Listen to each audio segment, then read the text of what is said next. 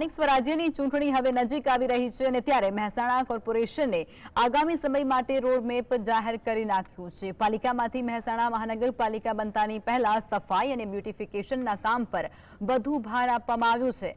મહાનગરપાલિકા બનતા કેટલાક ગામડાઓને પણ હદ ક્ષેત્રમાં સામેલ કરવામાં આવશે અને એટલે ત્યાં માળખાકીય સુવિધા જેમ કે રોડ, રસ્તા, પાણી પુરવઠો, ગટર, પાર્કિંગ સહિતની સુવિધા ઉપલબ્ધ થાય તેના પર ધ્યાન કેન્દ્રિત કરવામાં આવશે।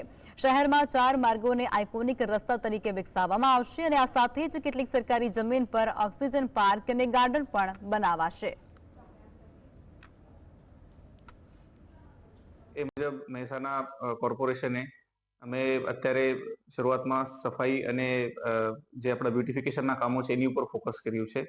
હવે લાંબા ગાળાના જે પ્રોજેક્ટ છે, નવા ગામડાઓ એડ થયા છે, એમાં રોડ રસ્તા સારા બની જાય, પછી ડ્રેનેજ છે, વોટર સપ્લાય છે, આ બધી લાઈનો નખાઈ જાય, એ અમારું આયોજન છે। સાથે સાથે અત્યારે શહેરમાં જે પાર્કિંગનો ઇસ્યુ છે, સાથે બીજા અનધિકૃત બાંધકામોના ઇસ્યુ હતા, એ બધાનું અમે દબાણ રિમૂવલ કરવાનું ડ્રાઈવ શરૂ કર્યું હતું। એ દબાણ રિમૂવ કર્યા પછી હવે આપણે શહેરમાં 4 જે મુખ્ય રસ્તાઓ છે એને આપણે આઇકોનિક રોડ તરીકે વિકસાવશું।